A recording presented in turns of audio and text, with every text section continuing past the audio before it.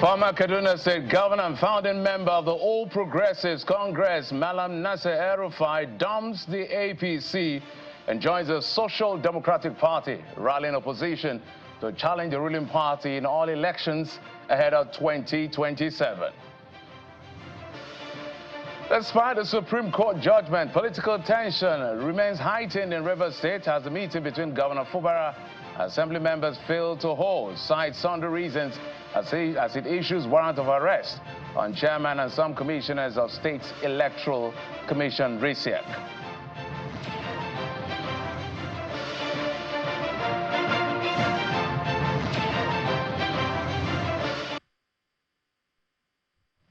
Hello and welcome to Politics Today, reaching you live from our global headquarters here in the nation's Commercial Nerve Center, Lagos. I'm Jeffrey Uzonga.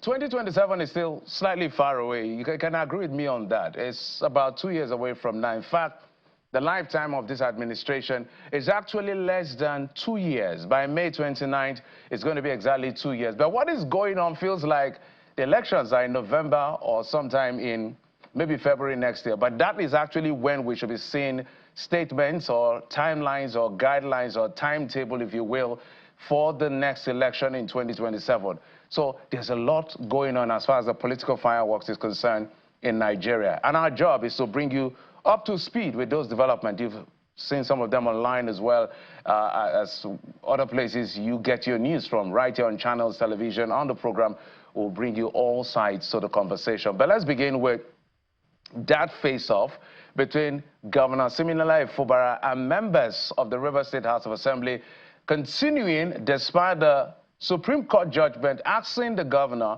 to represent the budget to the lawmakers. The latest is a meeting that fell through following an invitation from the governor to the lawmakers to chart a way forward. Although the House has not given any official reason for not honoring that invitation. Our correspondent says the lawmakers claim not to have received or seen any of those letters besides what is circulating online. And that was also corroborated by some of the speaker's personal staff who were speaking to. Then they said they never received any letter and only saw it on social media as everyone else. Now, we understand that there's been some level of displeasure even as to who signed off the letter. The SSG had actually written that letter on behalf of the governor to the speaker, inviting the entire house. We understand that some people are not happy that that letter is not being signed off by the governor himself. So it appears this is turning into some sort of an ego battle or procedural battle, defective communication or correspondent, I don't know what to call it. But while that is still ongoing, the Rivers State House of Assembly has issued an arrest warrant for the chairman of the Rivers State Independent Electoral Commission RISEC, Justice Adolphus Enebeli, retired, and 4 other commissioners following their failure to appear before the Assembly. They had invited the chairman of the commission some time ago, gave him 48 hours. He didn't appear. They now extended it by 72 hours because they said they are going on recess.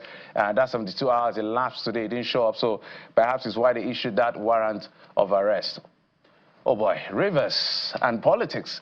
Let's see how the week plays out. But away from that, we may have to wait till March the 25th, 2025 to hear from the court over Senator Natasha Akpoti-Uduaghan's suit seeking an order to restrain the Senate Committee on Ethics and Privileges from investigating, however, our conduct in the parliament after Justice Ogwuatu Obiora of the Federal High Court had adjourned the suit. But for the record, that investigation has been concluded. She's been suspended. The court has subsequently granted the order last week over the matter, but the Senate on Thursday suspended the senator for 6 months after it considered the report of the committee. Now, at the day's hearing today, the counsel to the defendants told the court that they have not been served. However, counsel to the Senator Natasha Michael Numa informed the court that all parties had been served, adding that affidavit of service was before the court.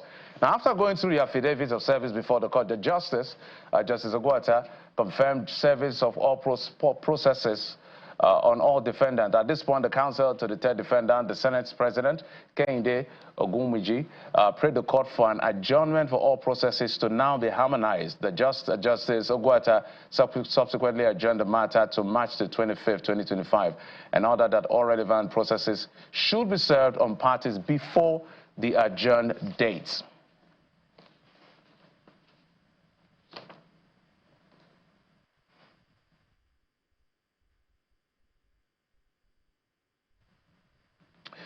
Well, so that's as far as that is concerned. I got just two more before I bring you your political roundup stories. We understand that the police has actually, the Inspector General of Police has formally inaugurated a restructured force management team following the appointment of 6 new Deputy Inspectors General of Police to ensure the smooth and effective administration of the Nigerian police force. During that inauguration, the IGP charged the team to align with the visions and operation of the force and the federal government agenda, while the force management team efforts will focus on reorganization and specialization of the Force Criminal Investigation Department and other investigative units. The IGP emphasized equipping these units with the latest technologies as well as training at all levels and resources to enhance their effectiveness and capacity. So, yes, another big one that has to do with the immediate past governor of Kaduna State, El-Rufai, dumping the All Progressives Congress and has now officially defected to the Social Democratic Party. El-Rufai cites APC's leadership style as part of the reasons. He accuses the leadership of the APC of straying from the progressive ideals of the founding fathers. In a statement, he says, developments in the last 2 years confirm that there is no desire on the part of those who currently control and run the APC to acknowledge, much less address, the unhealthy situation of the party. On my part, I have raised concerns in private and public, more recently in public, regarding the capricious trajectory of the party. Therefore, at this point in my political journey, I have come to the conclusion that I must seek another political platform for the pursuit of the progressive values I cherish. It says, today, 10th of March 2025, I have submitted a letter resigning my membership of the APC to my ward in Kaduna, effective immediately. Prior to these steps, I have concluded consultations with mentors, colleagues and loyalists across the country about the future. I have now decided to join the Social Democratic Party and adopt it as a platform for our future political engagements and activities. So yes, El-Rufai has eventually left the All Progressives Congress, a party. He is a co-founder of that. He's part of the founding fathers, if you will, of that party's name. He's part of those who signed for that merger. But hey, that is not all we're tracking. It's going to be a big conversation. Let's bring you your political roundup stories. We'll be back.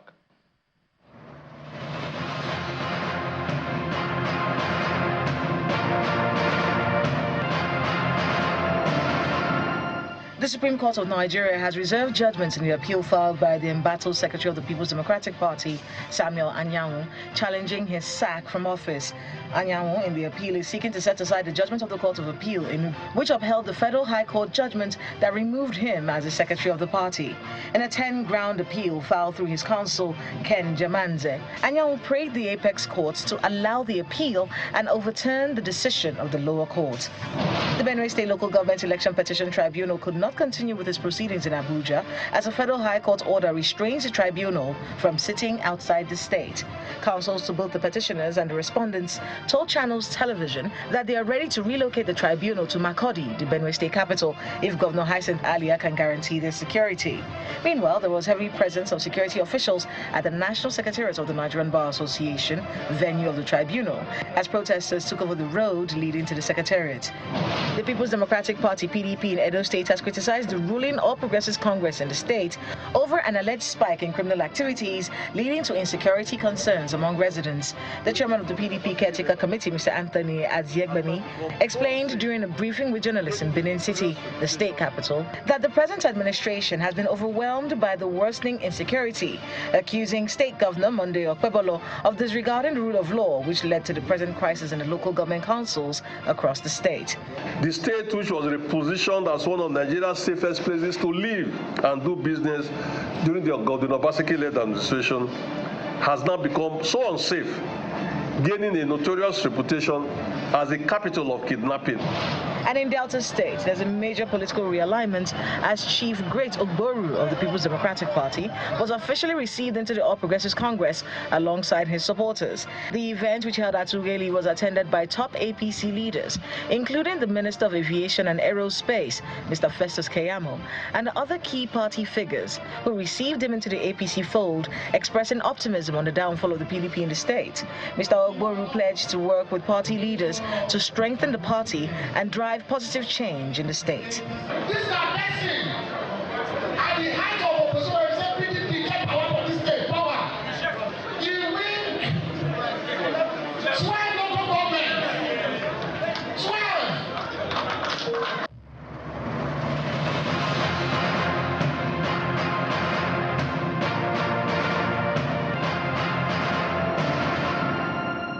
Okay, let's begin that conversation. A lot is happening in the polity, especially in politics, and we're barely over 2 years away from whether President Bola Tinubu decides to run and he succeeds himself, or whatever happens. But what is going on, there's a lot of realignment and alignment, and that's why I had to bring in a former senator who represented Kaduna Central, Senator Shehu Sani. He joins us from our Abuja studios. Senator, thank you so much for coming on the program. Thank you for having me. There's a lot to unpack with you on the program, from politics and every other issue. But let's begin from the latest.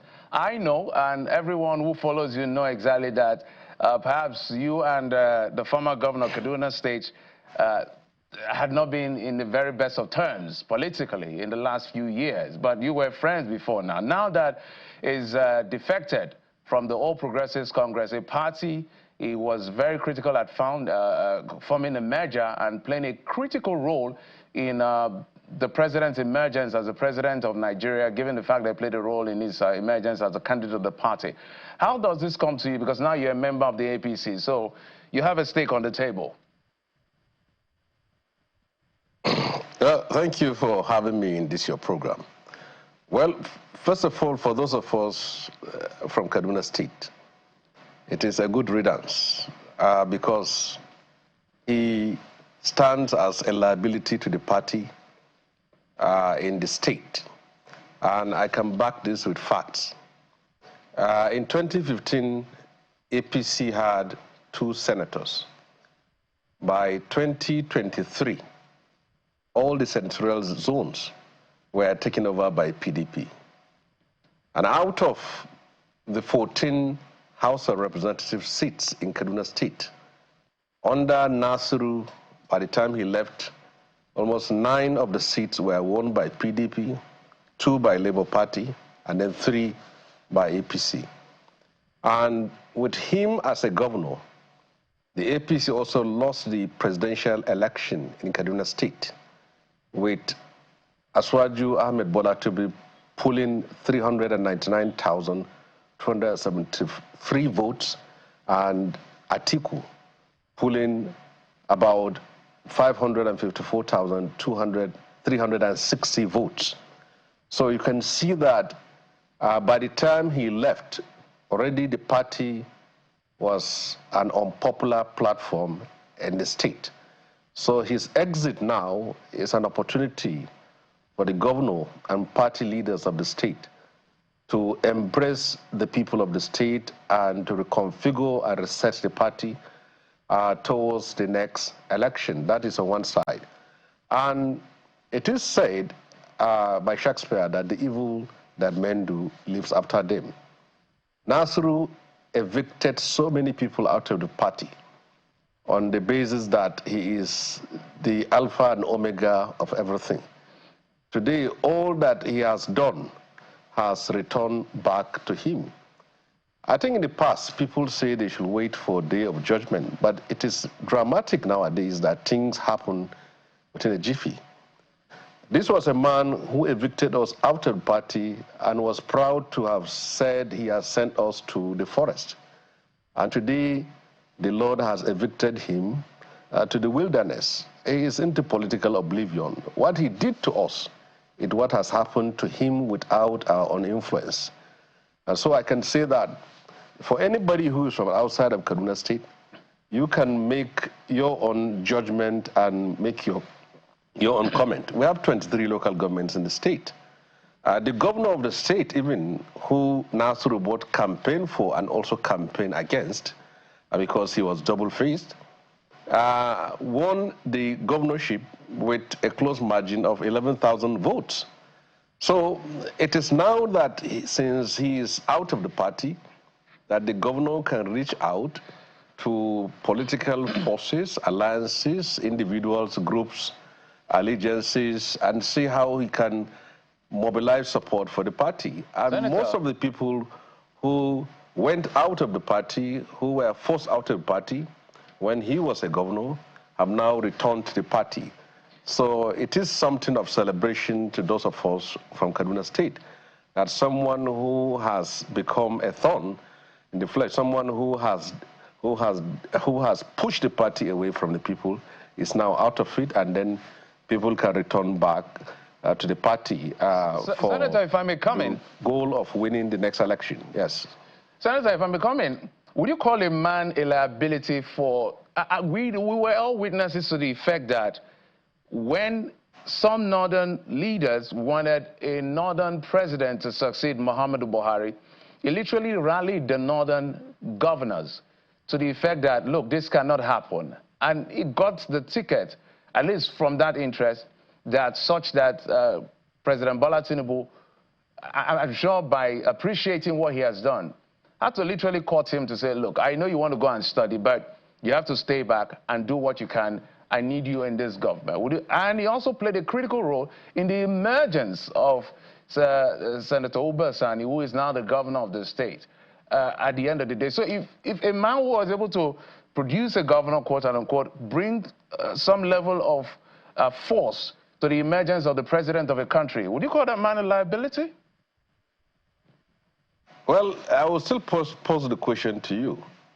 For a man who claimed to have mobilized the North to vote for Tinubu, why did Tinubu lost in his own state? Look at the margin between Atiku and Tinubu. I'm repeating it. Tinubu got 354,273 votes. Atiku got 599,360 votes. So how can I sit down here if I'm a governor of the state and tell you that I have mobilized all the North to vote for you, while I can't even convince my own state to vote for you? And for the first time since 1999 my in the history... My apologies, Senator. My apologies, Senator. The counter-argument could be, without speaking for him, that even the president himself lost Lagos. As forceful and as powerful, the Jagaban lost Lagos. Well, it is. The president is not contesting for the governorship of Lagos. He's contesting for the presidency of the country. So he can win in other parts of the country and then lose his own. But this is a person who can't even deliver his own state to the governor and to the president. And let us even go by the facts on the ground. You know the situation we were faced with in Kaduna State from 2015 to 2023. A section of the state was marginalized. People were pushed out of their jobs. Homes were demolished. The man that you're talking of has no respect for court orders, and several things that happened, which made the party lost. Yes, he campaigned for Sani, but we have it on record, where in one way he's telling the people of the state to vote for Sani, and in another way he is cautioning them against voting for him. All these things here, we live in an internet age. The voices are there, the audios, the videos are all there. So he had a divided mind over even the person that he brought. And I'm saying it repeatedly, that Sani did not win election because of Nasiru, but he lost votes because of Nasiru. That's a fact of the ground. Well, for the fact that he was a member and a founding member of the APC in the state, in the whole country, and now he was out of it, that was what he did to us. We are founding members of the APC, at least in our own state. He was so fanatical about Buhari. Any person who criticized the APC became to him like a religion. But today he is out of it. And if you can remember, I was in the Senate from 2015 to 2019. Whatever I say about APC, whatever I said about the leadership of Buhari, he is up against me. And today, look at the table. When we tell them that power is temporary, power is ephemeral, power is superficial. If you are in power today, tomorrow you'll be out of power. People can forget that you are in power, but they will never forget how you treated them while in power. If you happen to be in a position of authority, know that there will be tomorrow, and the life you will spend outside of power will be longer than the one you spend in power. They were in power, they were intoxicated with power, they speak with authority, with audacity, with arrogance, and think that there will be no tomorrow. Tomorrow has come, he is displaced. He said in the past that we have gone into oblivion. Today we are back to our homes and he has gone to oblivion. He sent us to the forest and today he is in the wilderness. That is how it works. Whoever have found himself in a position of authority or power should know that there will be tomorrow. And tomorrow has come. All the people he sent out of the party are now back to the party, and the party whom he prided himself to have established or founded is out of it. I said it repeatedly that take caution. Power is not something you should misuse and abuse, and this is exactly what it is. He's back to his trenches. And we need an opposition in the country, there's no doubt. If you don't have opposition, the government sleeps, and then we head to a tyranny. But not a coalition of disgruntled elements with someone who felt entitled. If Aswaju has appointed Nasru a minister, all these criticisms, all these attacks, all these things here that he's saying will never happen. He will be the most fanatical, the most vocal, the most vehement in terms of attacking any person who said anything against the government. But the fact that he felt security screening, he's out of it. Now everybody is evil, and he wants to mobilize the North to vote for a candidate, the man who said the South deserves power for the next 8 years. What he did to us is what is happening to him. There is nothing we have not seen in Kaduna State. And today, he is at the receiving end of it. And whoever is in power today should learn from what has happened to Nasru. So are you saying that the APC is not concerned, worried, perturbed, because we're seeing resignations following his own resignation as well? We know he has visited former President Muhammadu Buhari a couple of times. We've seen pictures posted by himself and others. We've seen him visit Pastor Tunde Bakare. We don't know the outcome of those visits, what it is all about. We've seen him visit Aregbe and other. We have even seen him, visit or liaise with some people living in the other opposition parties. So are you saying it by essence that the APC, this is nothing to worry about, even in the coming elections? Well, you see, you don't win election by visiting people here and there. You win election from your state. If you tell me that he is visiting wards a local government in Kaduna State to deliver, and that's a different thing. But you visit people who, what are you going? As far as I'm concerned, there's nothing to worry about. We are from Kaduna State. We live in Kaduna State, and we know that his exit is of no political consequences to the state. The governor is doing a fantastic job. He is reaching out. He has cement. He has bent fences. He has built bridges. He has reached out to people from all parts, all people who have been marginalized, ostracized, and evicted out. He has reached out to them. And we have peace. We have unity. The people, the House of Fulani from northern part and the Christian part of the southern Kaduna are now living peacefully with each other.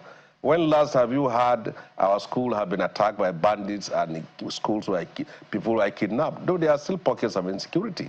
But what we are having in Kaduna State now is far better. And we don't mind him going to places here and there. But all that we know is that by 2027, we are going to deliver Kaduna State as we want it because the people are with us on the ground.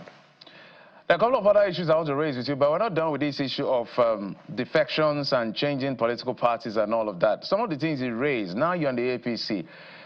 Maybe we'll take a look at, he has raised this before. I know he had granted one interview and he spoke about some internal democracy, internal processes. Coincidentally, just a few days after that interview, the APC actually held its NEC meeting just almost 2 years after.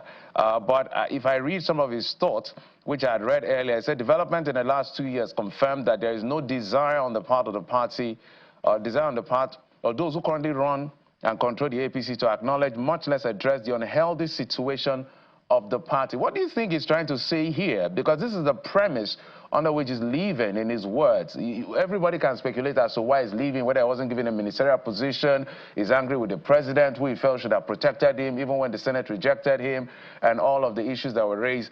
But there are issues within the APC, now that you're in the APC, that this letter should address. Well, when a state governor, or a disgruntled former state governor, makes claim of lack of internal democracy in the party at the national level, for someone like me, I would just laugh over it. Come to Kaduna State. I don't speak from Kano, Katsina, or those states. I'm talking about the state where I come from and he comes from. For the whole period he served, from 2015 to 2023, there was never internal democracy in the APC in Kaduna State. Whoever was the chairman of the party, secretary of the party, whatever of the party, they were all his nominees. All the local government chairmen were all his nominees. All the speakers are all his nominees. Everything begins and ends with a state governor, typical of what happened in every state. So it is convenient for him now to say that because he's out of the system. So anything he will say, he can continue to say. But whatever he is going to say about this party is the same thing that he has done while he was a governor of the state. On 3 occasions, the national body sent in 3 people to reconcile the crisis in Kaduna State. He refused. The first committee was set up by Masari, if you can remember, the former governor of Kaduna State. He refused to listen to him. Shehu Oni was sent to reconcile people in Kaduna State, APC. He refused. The third was Inu Abdul Qadir, related to Abdul Qadir, the former national legal advisor of the party. He ended up demolishing his home. So he doesn't believe in democracy. All those things which he is saying are not things he believes in. But for the sake that people want someone who can criticize and be an avant-garde against government policy, you can line up behind, but try and know the person who is going to line up. I'm telling you, you can mark this word here. There will soon be crisis in the SDP, as long as he is there. And you will mark my word, it's going to happen. There will be crisis in the SDP, because wherever he goes with his own character. Leopard never changes his skin. And I'm saying it very blank, that what you think will happen is not going to happen. Kaduna State will remain firmly under the control of the governor of the state, whom he has been enjoying the goodwill of that state. And despite me, I said it very well, we went to the APC. If today he's going to come back to the APC, I will pull out of the APC and join another political party. Even if it's Labour Party, I will join. But I can't stay with someone whom I know habitually will always create crisis wherever he is. And I'm saying it in clear terms, that Kaduna State will be run fairly and squarely by the governor of the state as it is now. So clearly, wherever Nasser El-Rufai is, we can't find Shehu Sani. Wherever Shehu Sani is, we can't find Nasser El-Rufai. That's the take. But finally, on this particular thought, on the defection or leaving of the party, it's literally saying he's rallying opposition to challenge the APC in coming elections and in 2027. Some people have said unseating an incumbent is a tall order, but he believes he can do it. What do you think? Why do you think he has that impetus or that courage or boldness to say the things he's saying, and is very confident that he's going to shock everyone? Well, I know that these are some of his antics, and for us, we will not say anything, but we will lay the card and we will see what will happen as far as the next election. Only God knows what will happen tomorrow. Nobody knows who's going to be alive in 2027. But if we are alive and healthy, we will see who will carry the day between us and him. I think he's from Kaduna State. That's where we come from. Well, let's put the cards on the ground and see what is going to happen. As far as I'm concerned, the result will speak for itself.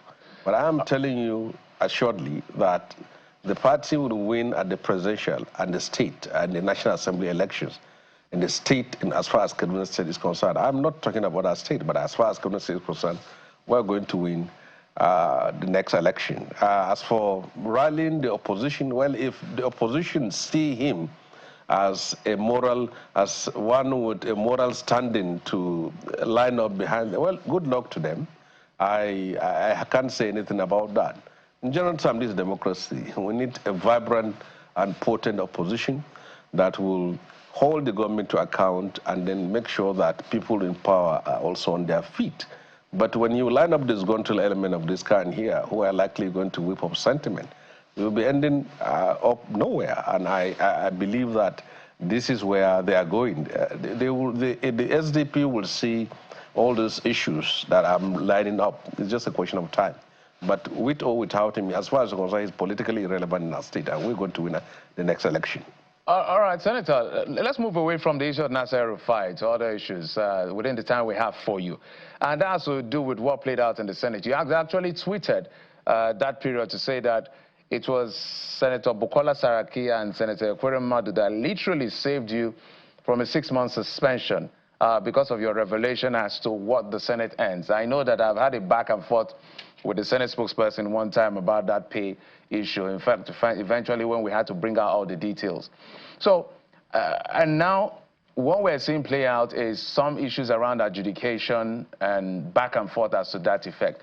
First and foremost, I would like your general comment on what is playing out in the Senate, because there's been a lot of for and against as far as the issue of Senator Natasha Akpoti, allegations against the Senate President, Godswill Akpabio.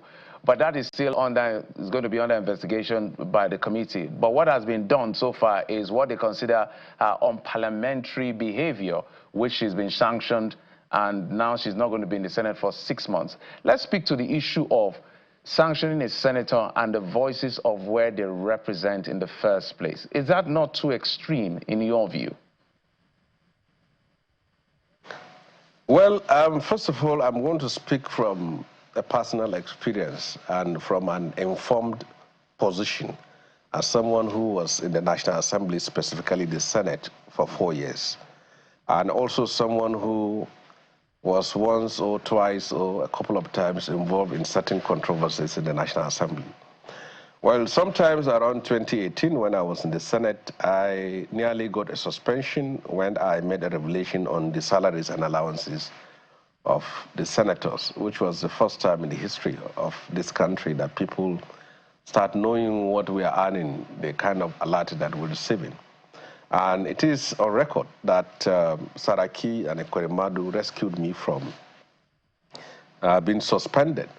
But it is important for us to know that suspension is part of the guiding rules in the National Assembly. It wasn't written by Akpabio or anyone. He inherited it, and I think he used it.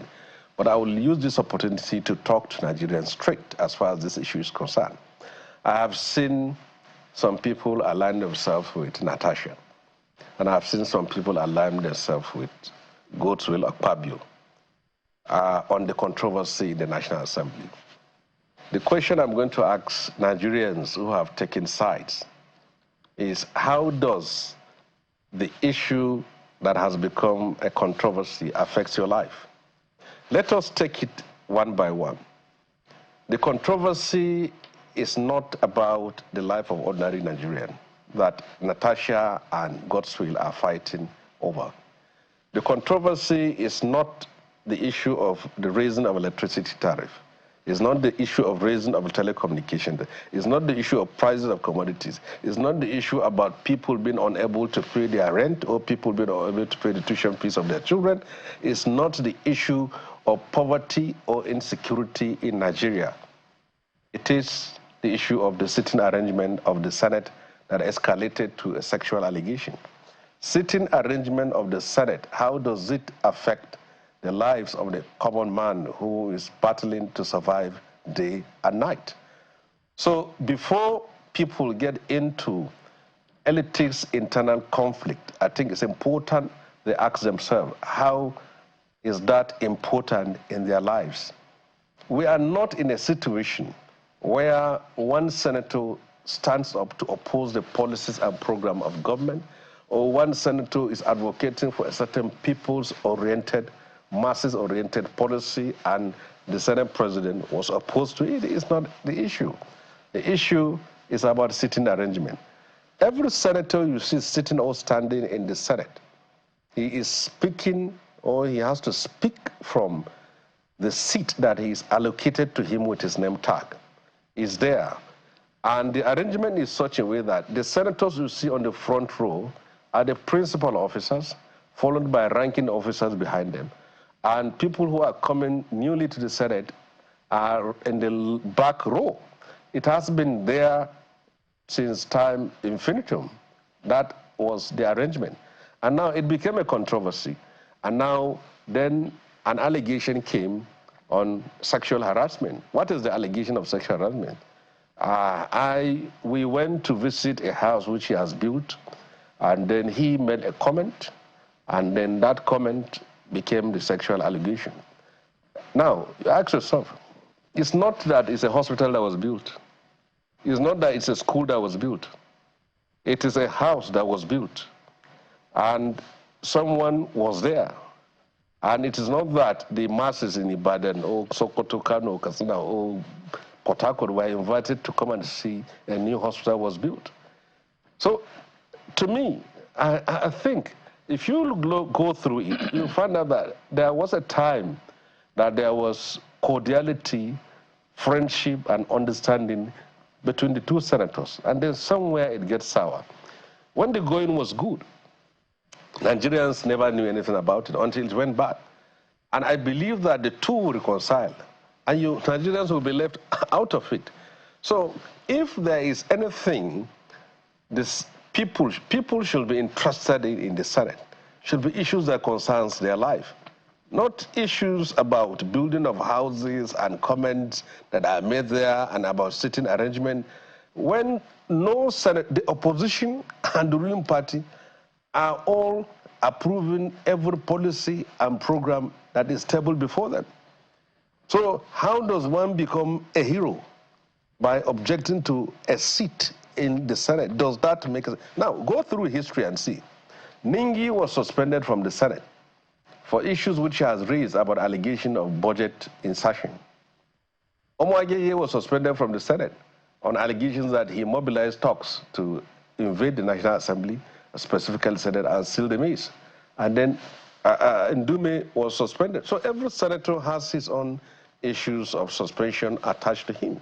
Then I ask you, what does the controversy in the Senate has to do with the payment of school fees of your children?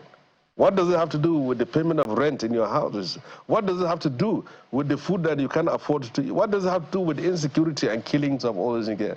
But Nigerians have lined up before taking sides over the matter of seats and inspection of a house and allegation that was made there. All right, so Senator, to me, the point. I don't think this is what is most important. If I may, Senator, I was going to wind down. You know, the Senate has done within its rules what it says is done to people that exhibit unparliamentary behavior. But there are other issues which is important to the Nigerian woman or women, which has to do with sexual allegation. And now what that has done to the Senate is the fact that it's giving off a particular energy or a vibe or some sense of perception as to how safe women are within the spaces of parliament.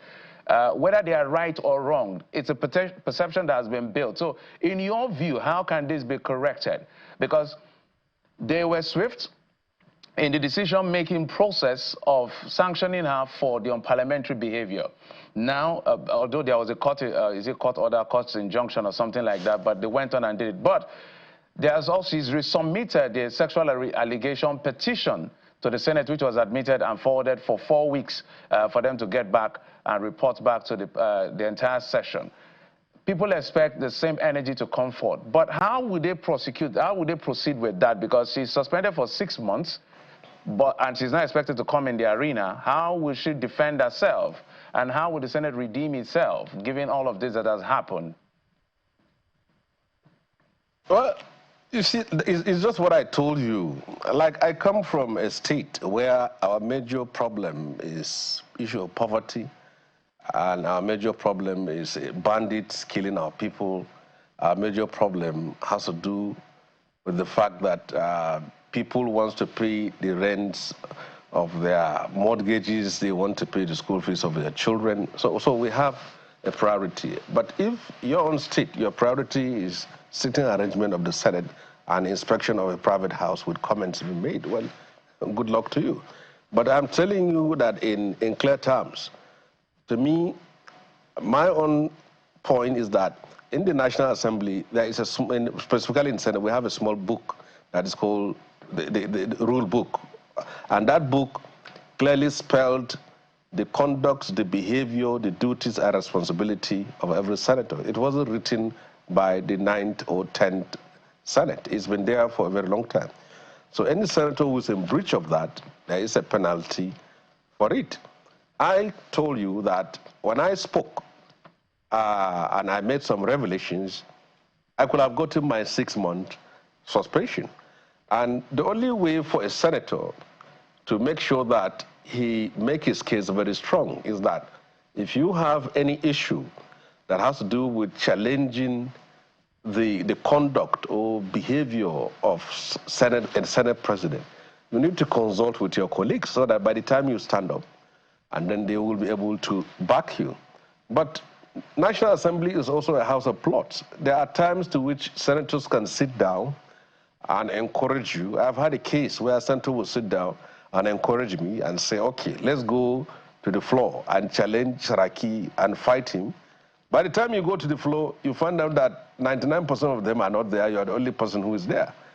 And they will all give excuses. So there's what they said, before you see monkey, monkey see. When I turn left and right and I don't see people whom we should be fighting together, then I know that they have set me up. So when you are in that kind of house, you have to be strategic, because every senator you see is representing his own constituency. He is not there for a fellow senator. And that is why you will not see any senator backing any senator when it comes to the issue of controversy, when suspension is allowed. But there are court orders that said senators cannot be suspended. But in a house like ours, where everyone is a senator, everyone is elected, there must be a guiding principle on how to preside over the house. Okay. To me, Natasha's issue can be addressed. The opposition leaders in the House should consult with the Senate leadership and then see how this issue can be addressed and they move on. But I have seen her standing alone, and the members of the PDP and Labour Party were all nowhere. They are all even appending their signature for her own. All right, Senator. Then you know that she's acting alone, just like the way I acted alone in my own time. All right, so Senator, to me, I think if you are a senator elected there to be responsible, to be honorable, and to know that you carry the weight of the people you represent, and you have a duty, a moral duty to defend the integrity and the sanctity of that institution. Senator, that's a fine place for Anchor. Almost thank you so much for coming through for your perspective on the two issues we raised today on the program. Senator Shehu Sani, former senator representing Kaduna Central from Kaduna State. Thank you so much, sir, for coming on the program. I appreciate it. Thank you. All right, we'll take a quick break. When we come back, of course, you now know that El-Rufai is now in the SDP. So we got to talk with his new party. So what this means for them, just in a moment. Join us again. Welcome back. Let's bring in the publicity secretary of the SDP Kogi State, Mr. Isaiah Ijele. He joins us via Zoom. Thank you so much, Mr. Ijele, for your patience. Thank you for coming on the program. Having me. Good evening to you. Okay, I'm sure the SDP is excited to have someone in the stature of the former Kaduna State Governor, El-Rufai, but I just heard me speak to the brother, they are brothers anyway, from Kaduna State, saying, well, he's seeing it as a liability, and I don't want to use the term, but those were his words. But how is the SDP receiving this? My brother, thank you once again for having me. When a child is productive, the father or the mother will be claiming, this is my son, this is my... But when you have a child that is unproductive, or that have not been providing for the family again, then it becomes a bad child. And that is the issue here. I believe Nasir El-Rufai have contributed his quarters to Nigeria, even to the APC. I remember vividly, that was the only major opposition to the PDP prior to 2015 election. And he did very well. That was the man that have taken the APC media as a personal business. Trust me, El-Rufai played a major role in the merger, just as he said, the formation of the APC to the victory of the APC 2015, 2019, and 2023. We give it to him. So if for any reason, he's now no longer in that party APC, that coming to join us in SDP, glory be to God. We are happy to receive it, and so many others that are waiting to join the SDP. SDP is the major opposition we have right now in Nigeria. Look at all the crisis rocking the PDP, Labour Party, and all that party. But SDP, with the leader, the national leader of the SDP, with the chairman we have, I give it to that man. He's a man of integrity, a man that was able to bring all of us together to conduct the SDP election in Kogi State. And you know what we did? We gave Bello the run of his life, and we gave them what they have never seen from just a mushroom. They called us, when we started, as a mushroom party or no party, to become the major opposition party, even as we speak. The major opposition party in Kogi State is SDP. So even we are so happy today, it's the most happiest day of my life that we have somebody like El-Rufai now in SDP. That is a former governor, a two-time governor, the former FCT minister. Come on, we are happy to receive him, and so many others that are lined up to come to SDP. All right, Mr. Jelly, I can take Nigeria to the next level. I can see how excited you are, apparently. But some people have said that this is more like suspicion, that this could be like SDP is an SPV for him for actualizing a political ambition. What's your reaction to that? What about APC? In 2015, PDP also alleged the same. And what happened? What of 2019? Look at the trajectory, the history of all the political parties that have supported. Every party El-Rufai has supported in his trajectory of political journey has been a winning party, has been a constructive opposition that brought APC to power. You cannot take that from El-Rufai any day, anytime. He's a master strategist. So all those names they are calling, like I said from the beginning, when your child is being productive, you stand tall to call him, that is my son. But when your child is not productive, or you don't have means to be collecting money from your child, then you renounce him as a prodigal son. So El-Rufai is being called a prodigal son today, or whatsoever name they can call him, if they like, and then call him a criminal, and then call you a short man of Kaduna. It is none of our business. Our business and our joy is that we now have a man that have what it takes, and know what it takes to run an opposition party. Not like the one for the look at, can you call PDP an opposition party?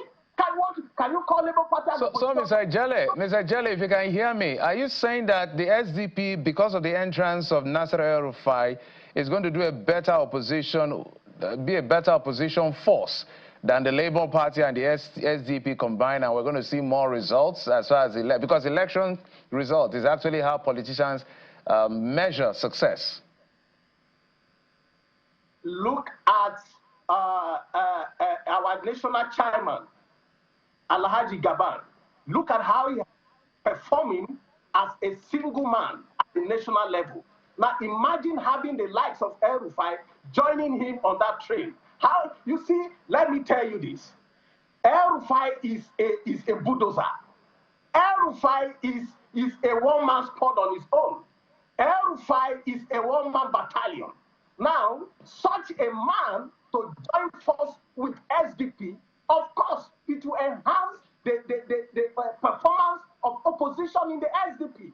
Because if you look at it critically, there is no chairman of any party in Nigeria that is as active as the chairman of the SDP at the national level. Tell me, which of the party, is it the NPP, is it AMP, is it Labour Party that have been active at the national level as the opposition? opposition level. When you say, Mr. Ejele, when you say a chairman that has been active at the national level beyond the APC, sorry, the PDP and the Labour Party, I'm wondering what exactly you mean. When was the last time we heard Gabam maybe very vocal, critical about the Bola Tinubu administration that got the headline shaking across board? Maybe more like what Peter Obi and Atiku Abubakar will do. So let's be clear on this, your optimism and posturing. I guess you've not been following the incident of that man. I guess you've not been following the activity of the SDP at the national level. The chairman of the SDP have been doing great. Like I say, look at which opposition leaders that have been actively involved in criticizing, speaking to the truth as it is, to the power that of the day. Nobody.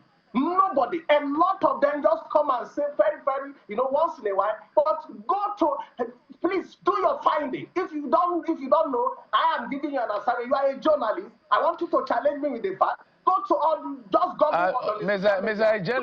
Mr. Ejele, my apologies. There's a reason why I sat here sitting in for Shehu Kimbalo is because I'm aware of what goes on in the political space. Not many people know the name Gabam on the streets, just like they know other ones. So I'm not disparaging his person or his ability to contribute to opposition. I'm saying how forceful is his position. I know you understand what I'm saying. Now, you might, a one-man sport cannot be as a two-man sport, as three-man sport of. If he has been doing great at that level, now that we have the like of El-Rufai to SDP, I'm telling you, it's going to be something else. Maybe he was at the speed of maybe gear 2 before. Now that we have El-Rufai and the likes that are joining the SDP, we're going to be at gear 20. We're going to be running at speed 200 per hour. That is the fact. Maybe he has been running to 20 kilometers per hour before. Now we are going to be at the speed of 200 kilometers per hour, as simple as ABCD. So we are going to, now today, SDP is the talk of the country, both from all the states. On social media, every platform today is all about SDP. And that is why I'm confident that we are going to take the center power of 2027. Trust me, whatever anybody is, let me ask you, are we happy today? Are we better today where we were yesterday? Are we happy? Are Nigeria happy today? Go and see the suffering on the street. And that is what we, opposition, we have been speaking through to the power, telling the government of the day that, look, Nigeria is hungry. There is poverty in the land. Thank God the man that spoke, the last person, Senator Sani, we do respect. He said that what has the issue of the National Assembly have to do with the poverty on the street, with the hunger on the street today? That is on television. He's that look, are hungry and the government don't care about you. They are just at the floor. This is a good place to inquire. I must thank you so much. Your energy is literally can permeate through the television. I can see the excitement all over you. Well, let me say congratulations to you with the joining of the coming of El-Rufai to your party. But let's see how things play out. Isaiah Ejele is the Kogi State Publicity Secretary of the Social Democratic Party. Thank you, sir, for coming on the program. We appreciate you. And that's it on the program. So let me just give a big birthday shout out to Shehu Kimbalo, who I'm sitting in for the week. Today is his birthday. Happy birthday to you, Shehu. And God bless you and keep you. And enjoy your birthday as much as possible. Thank you so much for your time and company. I'm Jeffrey Uzanga. Bye-bye.